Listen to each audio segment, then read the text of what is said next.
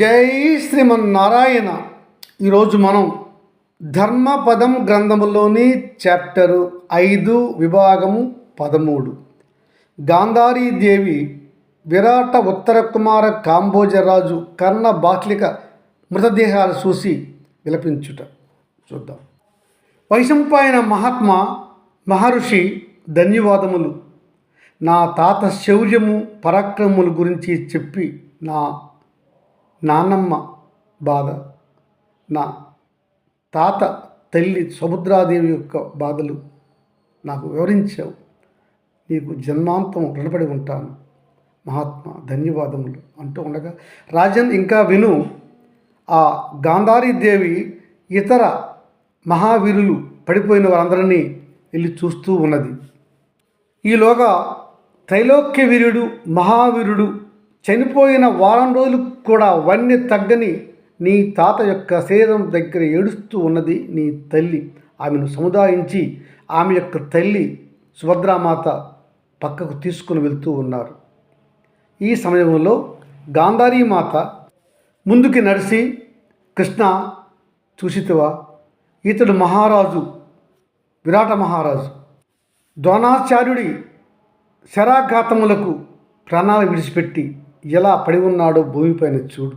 ధూళి దుమ్ముతో ఉన్నటువంటి ఆ విరాట మహారాజు యొక్క కళేబరాన్ని పట్టుకొని సుధీష్ణాదేవి మహారాణి ఎలా విలపిస్తుందో చూడు కృష్ణ. కృష్ణ అటువైపు చూడు. భారత కురుక్షేత్రంలో మొట్టమొదటి రాజు చనిపోయినవాడు అతడే ఉత్తర కుమారుడు. మొట్టమొదటి రోజు చనిపోయిన యువరాజు. అతడి శరీరంపై పడి అతని బంధువులు ఏడుస్తూ ఉన్నారు. శల్యుడు తన బాణఘాతములతో సంహరించాడు. ఆ పక్కన మృతుడై ఉన్నటువంటి మహారాజు కాంబోజ మహారాజు. చూడు కృష్ణ, ఆ కాంబోజ మహారాజు లక్ష్మణ కుమారుడు కూడా ఎలా హీనం కాంతి లేనివారై కాంతితో మెరిసిపోతూ ఉన్నారు.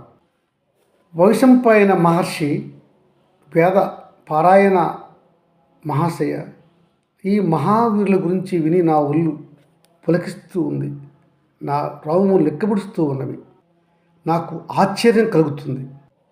అవును మహారాజా, వినండి. నేడు గాంధారీమాత ముందుకు నడిచి కర్ణుని కళేబరం దగ్గరకు చేరుకున్నది. వాసుదేవ చూడు, ఇతడు మహావీరుడు కర్ణుడు. బాహుబలములో, అస్త్ర సంపదలో, వీరత్వములో ఇతడు అర్జునుని జయించగలడని, ఇతడిని దేవతలు కూడా జయించలేరని ఒక తప్పుడు అభిప్రాయంతో నా జ్యేష్ఠ కుమారుడు ఉండేవాడు. అందుకనే నా జ్యేష్ఠ కుమారుడు ఇతడిని చూసుకొని పాండవులతో వైరం కొని తెచ్చుకున్నాడు.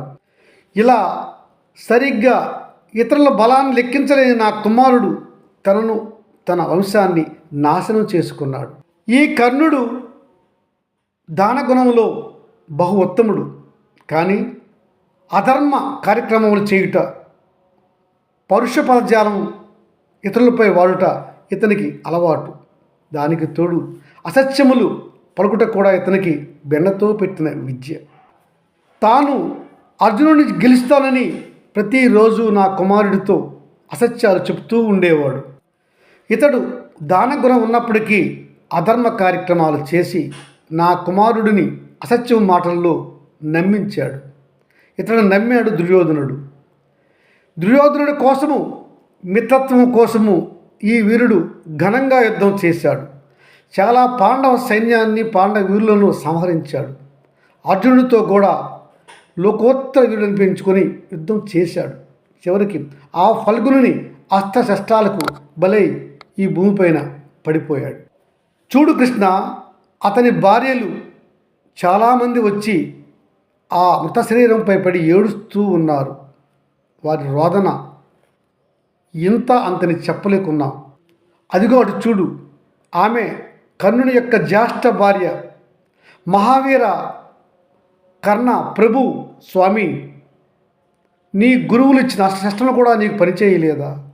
ఆ మహావీరుడు అర్జునుడు నిన్ను సంహరించాడా? నీవు దానగుణములో మిన్నవే, నీకు ఇట్టి మరణం ఎలా కలిగింది అని ఆ భార్య వాపోతూ ఏడుస్తూ ఉన్నది కృష్ణ. ఆ తల్లి ఆ పక్కనే ఉన్న ఆమె కుమారుడు వృషసేనుడు శరీరం చూసి ఆ కళేబరాన్ని ఎత్తుకొని ముద్దాడి ఏడుస్తూ ఉన్నది. ఇతర కర్ణుని భార్యలు ఇంకా అతని శవంపై పడి ఏడుస్తూనే ఉన్నారు. చూడు కృష్ణ, ఇంకా కృష్ణ ఇటు చూడు, నా మామ భీష్ముల వారికి తండ్రి, శంతనుల వారికి అన్న, కురువీరుడు, ఉత్తముడు, కురు సంగ్రామంలో అత్యధిక వయస్సు గల వృద్ధుడు బాహ్లికుడు. ఇంతటి వయోభారంతో కూడా ఇతడు కౌరవుల పక్షాన యుద్ధం చేసి పాండవుల అస్త్రశస్త్రాలకు యుద్ధములో పడిపోయాడు. మునివర్య, ఇది వింటుంటే నాకు కూడా చాలా వింతగా ఉన్నది. బాహ్లికుడు చాలా వయోవృద్ధుడు. అతడికి అభిమన్యుడు, లక్ష్మణ కుమారు లాంటి వారికి చూస్తే 5 తరాల వృద్ధులు కూడా కుర్రవాళ్ళతో యుద్ధం చేశారు భూమిపైన. ఎంతటి శరీర దారుఢ్యం గలవారు వాళ్ళు. ఆనాటి వీరులు ఆ వయస్సులో కూడా అంత శక్తితో యుద్ధం చేశారు. మహావీరులు, వారిని మనం జ్ఞాపకం ఉంచుకోవాలి. పండితోత్తమ, అతడు సాధారణ వీరుడు కాడు. భీష్ముల వారికే పేతండ్రి, అంతటి గొప్ప వీరుడు. అభిమన్యుడు, లక్ష్మణ కుమార్ లాంటి వారికి 5వ తరం తాత. ఇంతటి గొప్పవారు కురుక్షేత్రంలో యుద్ధం చేసి సమసిపోయారు.